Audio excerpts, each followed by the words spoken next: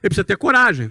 Se você tem uma visão, uma ideia, um projeto, mas não tem a coragem, sua ideia vai ficar na gaveta. E aí você vai ter que conviver com aquela situação. 3 anos depois, eu quase que eu fiz isso aí. Poxa, ia ser legal, né? Porque você não teve coragem. Só ter a visão não adianta. O cara teve a visão, agora ele precisa se mover. Ele precisa ter a coragem.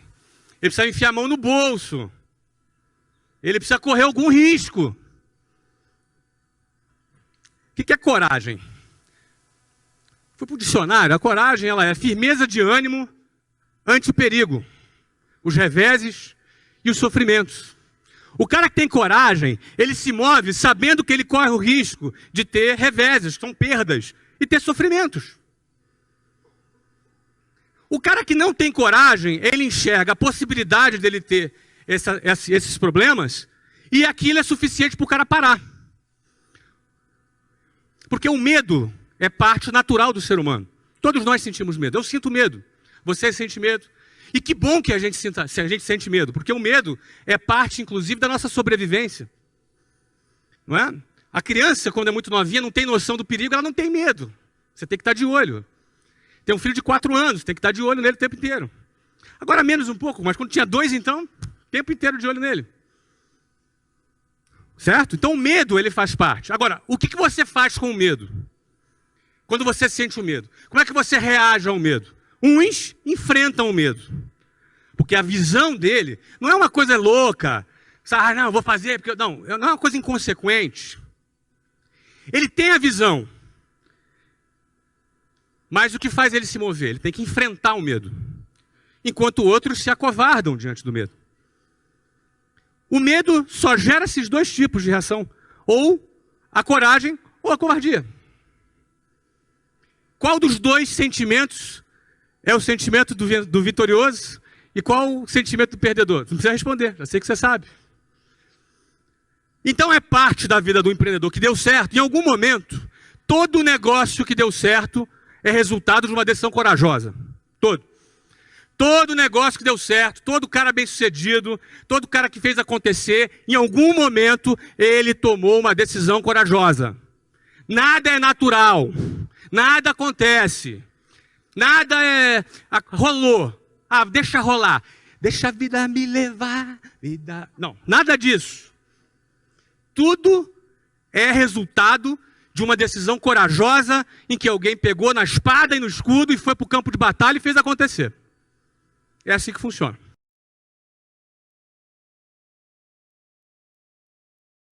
Isso eu considero muito importante. Eu gostaria que você prestasse muita atenção. Imagine que você tem um terreno. Você, nesse terreno, você quer construir um prédio. Esse prédio representa a tua família, sua carreira, os bens que você quer conquistar, a história que você quer escrever, representa a construção desse prédio nesse terreno. Todo mundo tem um terreno. E todo mundo, eu pressuponho, que quer construir um empreendimento bonito dentro desse terreno. Agora, antes de mais nada, para você construir nesse terreno, não é possível você construir em cima de ruínas. Não é possível você construir em cima de entulhos. Não é possível você construir em cima de lixo. A primeira coisa que você tem que fazer num terreno, quando você quer construir um prédio, é limpar esse terreno. Eu estou dando esse exemplo, usando essa metáfora, para dizer que, na hora de você construir, a primeira coisa que a gente tem que fazer é limpar uma série de valores, uma série de princípios, uma série de conceitos que sujam, que acumulam entulho em cima do nosso terreno. E esses princípios, esses valores estão por aí, circulam pela sociedade, circulam pela opinião pública, entre aspas, pela sabedoria popular. E às vezes nós herdamos esses conceitos de geração em geração, às vezes na nossa própria família, e esses conceitos estão ali sujando nosso terreno e norteando as nossas decisões. Eu vou dar alguns exemplos aqui pelo nosso tempo. O primeiro deles é o conceito de estabilidade. Eu não sei por que as pessoas elas querem ter estabilidade. É a cultura da estabilidade, é a cultura do inexistente, porque estabilidade não existe. Você até pode falar, não, mas existem empregos que têm estabilidade. Tem nada. Uma lei muda, entra em guerra, temos um colapso financeiro. A estabilidade simplesmente não existe. E assumir que a estabilidade não existe, quando a pessoa entende que a estabilidade não existe, ela sabe que ou ela empreende, ou ela vai ficar com aquele pouco que ela chama de garantido, que não é nada garantido, para o resto da vida. Ou seja, a cultura de desejar a estabilidade limita o potencial, limita a visão, limita a criatividade. Quando nós corremos riscos, ou quando nós estamos em situações de risco, nossa inteligência, nosso cérebro trabalha e produz novas ideias, produz inovações. Ou seja, uma pessoa que tem dentro dos seus valores um desejo de ter estabilidade, com certeza já é um terreno cheio de entulho. Como é que você vai construir algo grande buscando algo que não existe? Eu não estou falando nada contra estabilidade, eu estou dizendo que estabilidade não existe. É uma coisa bem diferente. E quando eu assumo que estabilidade não existe, eu vou ter criatividade. Eu vou empreender para construir o meu prédio, o meu empreendimento no meu terreno, que é a minha vida. O tempo só anda para frente, o tempo não anda para trás. O relógio só anda para frente. Tempo que passou é tempo que ficou para trás. Por isso a gente não pode perder tempo e tem que utilizar esse tempo com criatividade. Eu poderia aqui falar de pelo menos mais 10 exemplos que eu chamaria de sofismas, mentiras que estão por aí rondando pela sociedade, que sujam o seu terreno, que cria uma mentalidade pequena, às vezes medíocre, às vezes covarde, e que impede de você construir um prédio lindo em cima desse terreno. Eu quero finalizar te dando um trabalho de casa.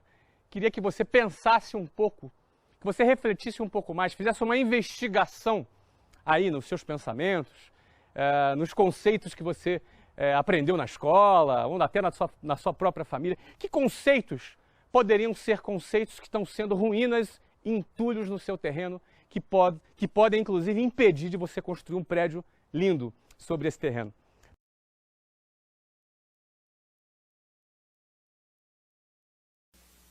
Quando eu fui trainee, quando eu estava no meio do processo de treinamento, algumas coisas me impressionaram. Em primeiro lugar, a maneira como a pessoa falava e se comunicava. Eu fiquei impressionado com a performance daquela pessoa. E a performance daquela pessoa me impactou, a ponto de eu ver a minha realidade, que eu não era tão bom quanto eu achava. Eu era bom de matemática, de física. Aquela era a minha realidade, o meu mundinho era aquele. Ela falava de um sucesso que eu desconhecia. Ela falava de uma realidade financeira que eu desconhecia. Ela falava de lugares que ela tinha acesso que eu não tinha acesso, que eu nunca tinha visto.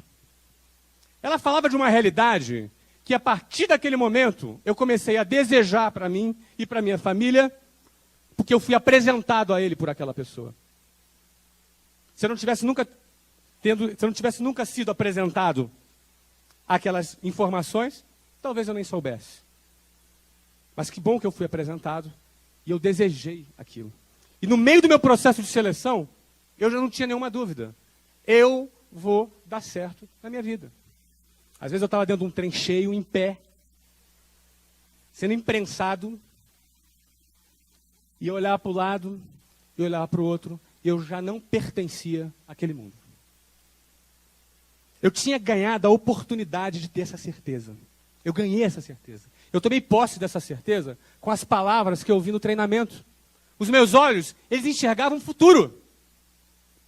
E o futuro que eu enxergava me fortalecia a viver o meu presente, por mais difícil que ele fosse. Porque quem não olha para o futuro, ele vai olhar para onde? Vai olhar para o seu mundinho, para os seus probleminhas. E quando você começa a olhar para o passado, aí pior ainda. Ai, nunca dei certo. Ai, comigo as coisas nunca acontecem. Ó, você que já ouviu, você não presta para nada? Você presta para muita coisa. E eu tenho interesse nisso. Eu quero utilizar esse talento. Eu quero usar esse talento para a empresa, para expandir, para você ajudar outras pessoas a acreditarem no seu valor e no seu potencial. Porque o seu maior inimigo está onde? Dentro de você. Isso é uma realidade que determina as pessoas sucumbirem no seu fracasso. E que diferencia aquelas pessoas que tomam posse. Não precisa ouvir nada pirotécnico, não. Ó, você pode. A pessoa, eu posso? Pô, ninguém nunca me disse isso. Então eu posso. Ó, eu lembro, gente, a primeira matrícula que eu fiz. Quando eu passei a matrícula para o meu diretor, o que eles fizeram? Qual o costume que nós temos para... O que a gente faz com as matrículas? Gente, eu fui aplaudido. Eu nunca tinha sido aplaudido antes. E eu lembro do dia que eu fui aplaudido. E eu lembro que eu gostei de ser aplaudido. Eu lembro que aquele som... Eu falei, é pra mim, cara. Mas só porque eu fiz uma matriculinha. Mas eu vi que era pra mim. E eu gostei daquilo. E sabe o que eu tive vontade? Porque eu queria que minha mãe estivesse aqui vendo. Sério.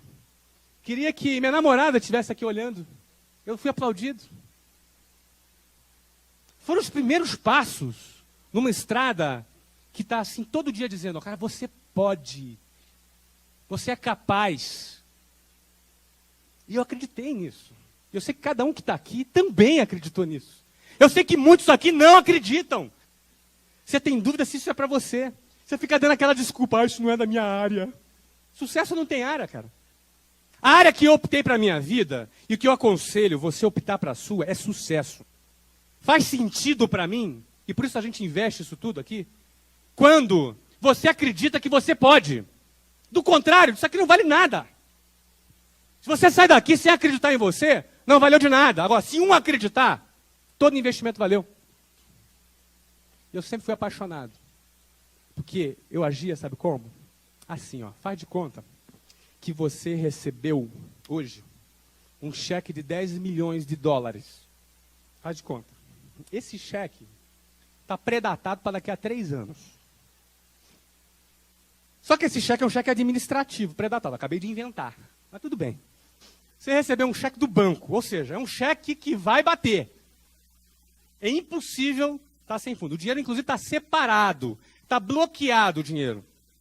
Eu te faço uma pergunta. Você é milionário hoje ou daqui a 3 anos? Hoje ou daqui a 3 anos? Você é milionário hoje. Ó, não importa se seu nome está no SPC, você é milionário. Não importa se você vai sair daqui e vai pegar um busão lá para a Vila São João. Não importa. Não importa se tem cobrador batendo na porta da sua casa. Você é o quê? Milionário. E se você tem essa certeza, você começa a se comportar como tal. Você começa a estar confiante como tal. Aquela ansiedade que você tinha, meu Deus, e agora? Você já não tem mais. Sabe por quê? Você pensa assim, isso é o quê? Provisório. Isso é provisório. Isso vai passar. Quando eu entrei no meu treinamento, quando eu entendi que dependia de mim, e quando eu vi que tinha uma escala da ascensão, e quando eu percebi que era sério, eu pensei e concluí assim, eu vou chegar. Porque para mim, era claro, era um cheque nominal, administrativo, que ia bater. Não existia nenhuma outra variável negativa que poderia impedir daquilo acontecer. Dependia de mim. E eu criei nisso. É esse ser humano que nós buscamos. Esse ser humano puro, que acredita, que crê, que sente a coisa no coração, que tem essa pureza de acreditar, de crer, crer em si, deixar de lado as dificuldades, deixar de lado o mundinho, deixar de lado as pessoas negativas que tentam te colocar para trás. Talvez o seu sonho seja dar orgulho para o seu pai, que nunca acreditou em você. Para sua mãe, que prefere, de repente, a sua irmã. Ou o seu irmão. Talvez o seu sonho é provar um monte de coisa para muita gente. Mas uma coisa é certa. Seja lá qual for o seu sonho, seja louco de crer nisso tudo. É possível, sim, senhor. É mentira que você não presta para nada. É mentira que você não pode. Você pode sim.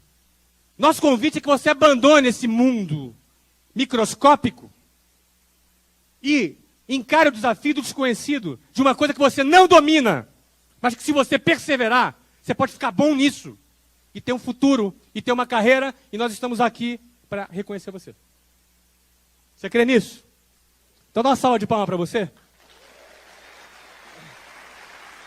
Nós estamos aqui para reconhecer essas pessoas que querem ousar desafiar a mediocridade, que querem ousar a desafiar os negativos, aqueles que não acreditam.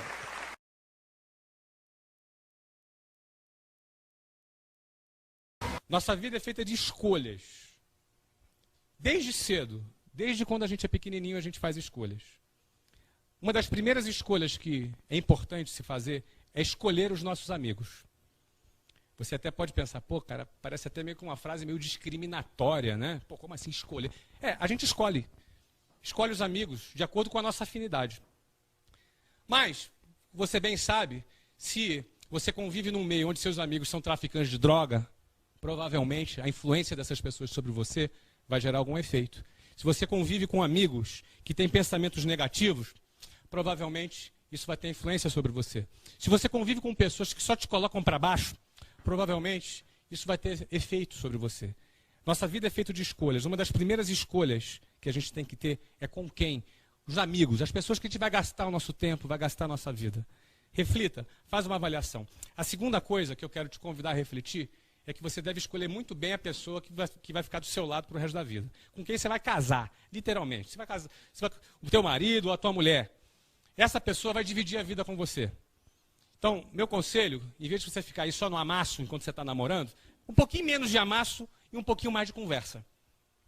Porque se aquela pessoa que você está pretendendo se casar não for uma pessoa que esteja completamente alinhada com você, com seus objetivos, vai dar problema lá na frente. É melhor você reavaliar isso enquanto você está namorando. Por isso, um pouquinho menos de amasso e um pouquinho mais de conversa. Você deve escolher seus amigos, deve escolher muito bem as pessoas com quem você vai casar. Terceiro ponto, você deve escolher muito bem, muitos podem achar, pô, uma boa profissão. Não vou nem falar isso. Escolha com quem você vai trabalhar. Escolher com quem você vai trabalhar vale mais do que escolher a sua profissão. Vale mais do que você escolher uma área de atuação. É forte o que eu estou falando. Porque, por exemplo, a minha área, entre aspas, era TI. Essa era a faculdade que eu estava matriculado. Mas eu encontrei o Mário, uma pessoa decisiva, que me deu direção, que me deu foco. Com quem é mais importante do que o projeto? Com quem você vai realizar um projeto é mais importante do que a área de atuação. Eu considero que se você escolher bem seus amigos, a pessoa com quem você casa e as pessoas com quem você vai dividir os seus projetos, você já está começando bem para alcançar os seus objetivos e você trilhar o teu caminho no futuro. Gente, um grande abraço. Para mim foi um grande prazer estar aqui. Espero que você tenha gostado e até a próxima. Um abraço.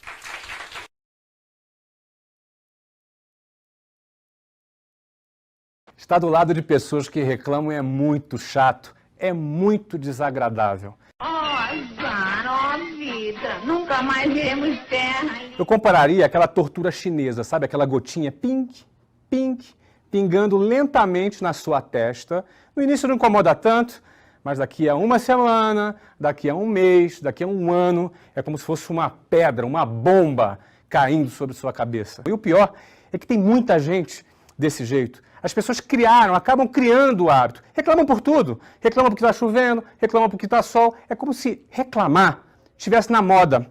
Estamos mesmo perdidos. O grande problema é que quem quer crescer profissionalmente, quem quer ser um líder e tem esse hábito, dificilmente vai conseguir ser bem-sucedido na sua profissão, porque reclamação pega. É uma coisa contagiosa. Se você quer ter uma equipe, montar uma equipe, com certeza, se você for um reclamão, um murmurador, uma hiena que fica, ó dia, ó azar, com certeza você vai formar um monte de filhotinho de hiena. Reclamam por coisas que deram erradas, acidentes de percurso.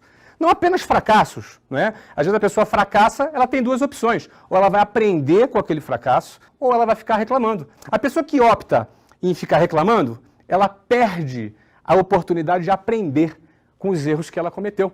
Você pode aprender com seus erros e erros de outras pessoas também. Óbvio que é muito melhor aprender com erros de outras pessoas, porque dói menos, sai mais barato. Agora, se você errou, se você fracassou, não reclame, não murmure. Procure enxergar o lado positivo e procure verificar o que você pode aprender daquela derrota, daquele fracasso. Não tem problema você fracassar. O problema é você não aprender com aquele fracasso. Um outro fator que eu já observei muitas vezes as pessoas murmurando e reclamando por sentimentos antecipatórios. O que seria isso? O cara já começa a sofrer e reclamar daquilo que ele acha que vai acontecer. É tipo meio um relacionamento meio mal resolvido com o futuro. Sabe como é que é? O cara fica olhando, não, isso vai dar errado, não, isso não vai dar certo. Ele começa a sofrer. Ele já começa a sofrer por aquilo que ele presume que vai dar errado. Nós nunca chegaremos, eu sei, ó vida, ó azar. Primeiro, você não sabe se vai dar errado. Segundo, se der errado, você tem que se preparar e não ficar reclamando, e não ficar murmurando. Outro tipo de reclamação e murmuração, às vezes isso acontece muito entre casais, entre amigos, ou até entre colegas de trabalho, é aquela reclamação assim, olha, ele fala para o amigo dele ou para o parceiro dele, olha, eu acho que a gente não deve fazer isso. Aí o outro colega argumenta, não, vamos embora fazer por isso, ganha ele no argumento, aí ele concorda. Quando ele concorda, os dois estão juntos. A partir do momento que eles entram nessa nova empreitada e alguma coisa dá errado, a primeira coisa que o cara vai falar é, tá vendo? Eu sabia, tá vendo só? Não é? Eu sabia que isso ia dar errado. Sabia que não podíamos confiar num papagaio. Ele concordou, por que depois ele vai jogar na cara, não, eu sabia? Isso é super desagradável e acontece muito. A moral que ninguém quer ficar do lado de uma pessoa que reclama, de uma pessoa que murmura. O fim de uma pessoa que reclama e murmura é ficar sozinho. Ninguém vai suportar ficar do lado dela. Ela não vai conseguir nunca formar uma equipe. Ela não vai conseguir nunca ser uma referência de sucesso, uma referência a ser seguida por outras pessoas. Além de tornar o ambiente pesado e um ambiente meio de fracasso, aquele ambiente meio nojento. É assim que eu classifico um ambiente permeado por reclamações e por murmurações. Então, eu quero te encorajar a refletir sobre o seu comportamento, a refletir sobre, eventualmente, algum hábito que você tenha adquirido de ficar reclamando e de ficar murmurando. Com certeza, você vai ser uma pessoa mais feliz quando você souber assimilar melhor as adversidades, souber aprender com seus fracassos e não ficar jogando na cara das pessoas aquilo que deu errado. E também, quem estiver do seu lado vai ter muito mais prazer em estar com você, vai ter muito mais prazer em conviver com você. Fica a dica nesse vídeo do Geração de Valor.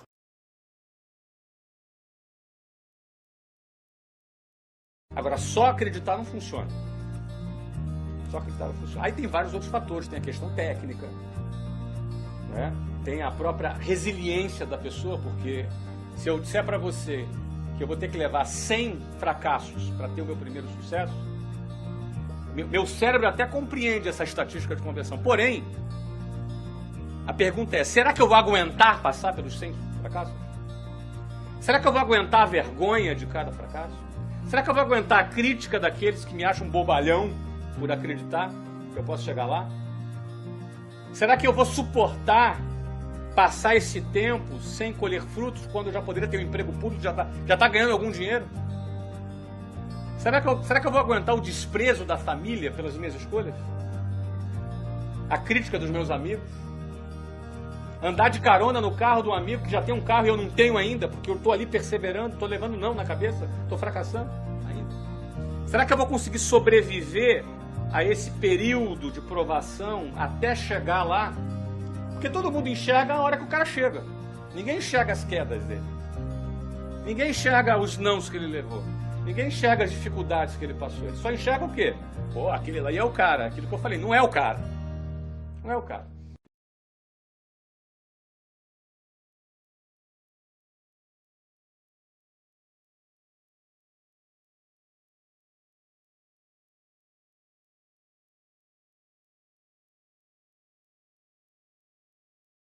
É que todo mundo fica interessado com a sua história. A gente quer ficar rico também, né? E eu acho que é isso que você passa. E não quer pagar também. impostos. Você tem uma metodologia, suas coisas deram certo porque você se planejou pra acontecer. Não acontece da noite pro dia, são mais de 20 anos de trabalho, não é dinheiro fácil, isso não existe. Mas né? você não tocou num assunto, você falou Fica à vontade. talento, oportunidade e sorte. Não tem que ter um rabo. Coragem. A coragem, Olha, sorte também. Sabe como é que eu gosto de definir sorte? Sorte é uma questão de estatística. Não é? Por exemplo, se você sair 3 horas da manhã com seu relógio de ouro na Avenida Paulista andando na rua, estatisticamente, a probabilidade de você ser assaltado é muito grande. Não foi azar. Ou atrair uma prostituta. Entendeu? Então, aí pode ser só. É a porcentagem. Aí, ô, Chico Nísio, pega aí. Mas você que busca o fator pra sorte acontecer. Então, no fundo, a gente não tem garantia de nada. A gente estuda uma tendência e você tem uma estatística. Então, por exemplo, se você sair na rua agora e perguntar com um produto qualquer, esse fone de ouvido aqui, tá? Tá na minha mão aqui, não vou falar a marca, né? Esse fone de ouvido aqui, você sai na rua e fala, você quer comprar por R$100? Aí eu te pergunto, você vai conseguir vender ou não esse fone? Não. Não é? Depende. Depende. Aí eu vou te responder assim, olha, você vai conseguir vender. Eu te garanto que você consegue vender. Talvez você tenha que falar com 1000 pessoas para conseguir vender. Você vai levar 999 nãos E um vai vender. A pergunta é, quem estará disposto a tomar 999 nãos na cabeça até Exatamente. vender? Ó. Então, mas Essa é a distância entre o sucesso, não é? E a intenção e o sucesso. O que acontece no meio da intenção e o sucesso? Tem uma série de aspectos emocionais, porque tem gente que toma o segundo Sim. não, já desiste. Persistência. Fica inseguro, meu Deus, meu futuro, ai, meu filho. É uma série de fatores que quem empreende lida com esta estatística de maneira um pouco mais fria do que aqueles que buscam um pouco mais de segurança.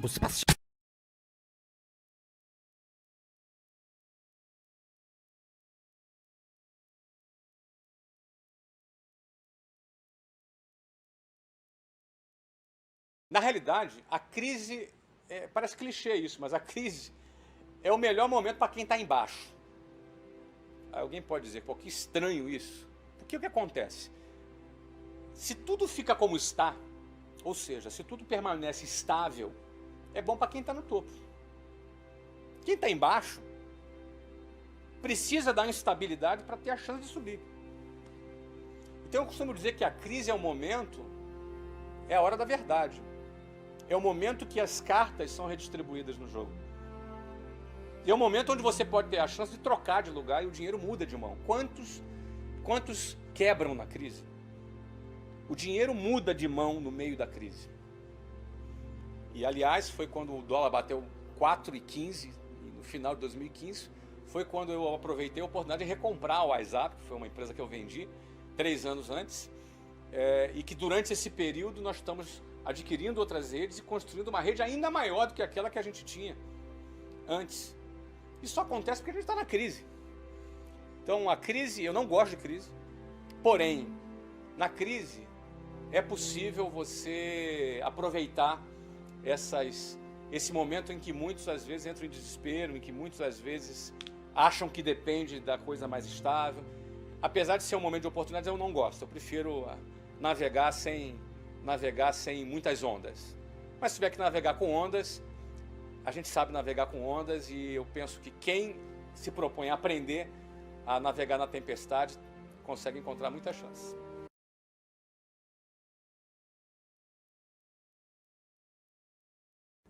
Seis, pessoas convencionais têm preconceito com vendas.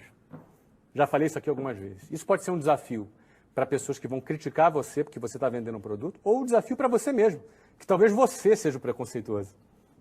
Não é? Sabe como é que às vezes a pessoa tem preconceito? Ela pensa assim, olha, eu não nasci para vender, eu não tenho jeito para vender, eu não tenho dom para vender. Não é como se o cara nascesse, né, com dom de vender, igual o cara que pinta, o cara que toca um instrumento, o cara que canta.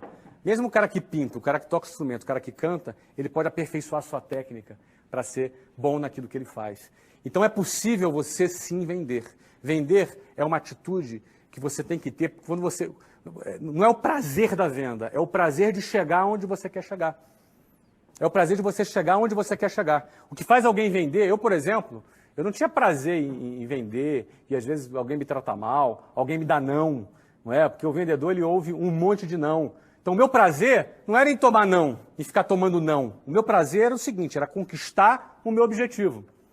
Não é? Eu trabalhava para conquistar o meu objetivo, e não para ter prazer no meu dia a dia como vendedor. Aquilo ali era um estágio, aquilo ali era um momento da minha vida. Não é? Eu tinha que passar por aquilo, eu tinha que vencer aquilo para chegar onde eu queria chegar. Então eu não olhava para o hoje, eu olhava para onde eu queria chegar. Se você olhar para o hoje, você vai olhar, mas é difícil vender, você toma muito não, é chato pra caramba, não é? Eu não tenho prazer em fazer isso, não é? Você acha que eu tenho prazer em fazer tudo que eu faço no meu dia a dia, no meu trabalho? Não se iluda, você não vai ter prazer em tudo que você faz, você vai ter coisa do seu trabalho que você não gosta de fazer, mas você vai fazer porque precisa ser feito. Você não tem que olhar para a tua circunstância hoje, você tem que olhar aonde você quer chegar e se aquilo que você está fazendo vai levar você aonde você quer chegar.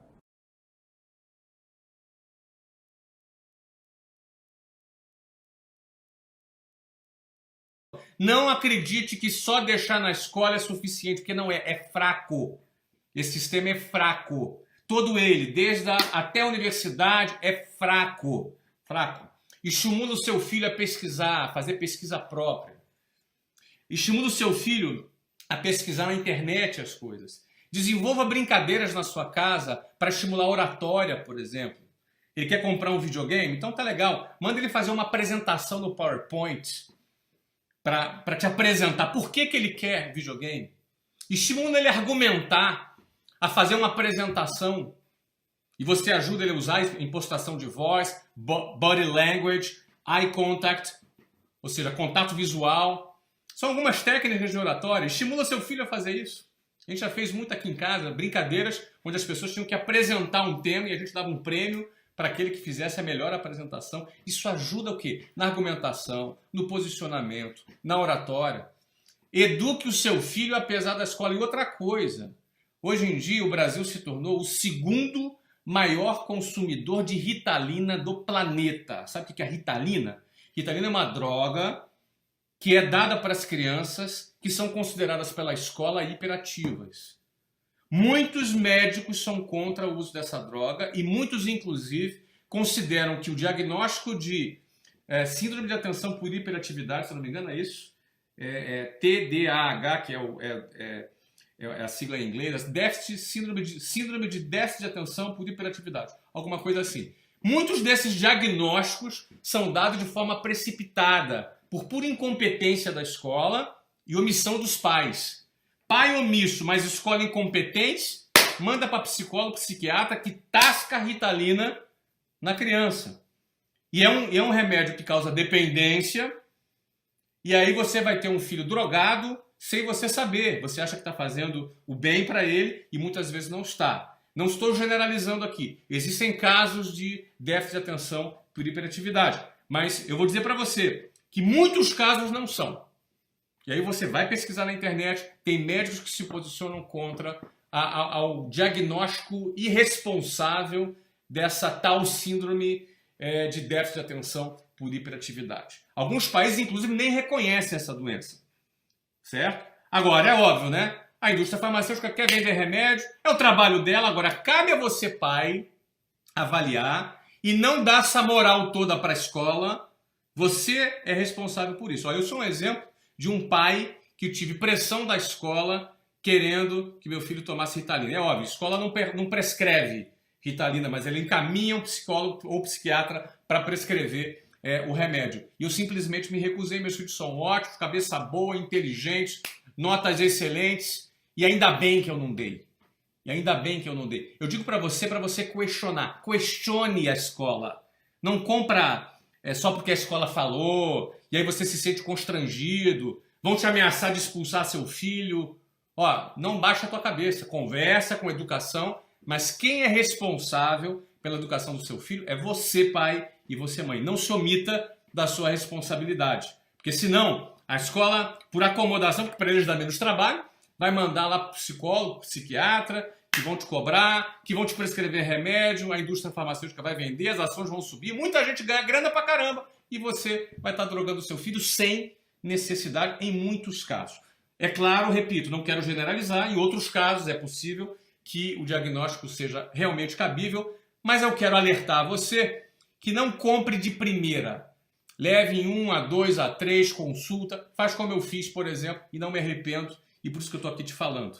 Eduque o seu filho apesar da escola. E mais do que isso, questione. Porque, na minha opinião, grande parte do que se ensina na escola, infelizmente, terá pouca utilidade no futuro. Então, assuma o controle da educação do seu filho. E eu deixo o questionamento. A quem interessa? A quem interessa esse currículo medíocre que está aí? Não sei. De repente você sabe. Um abraço. Até a próxima. Bye, bye.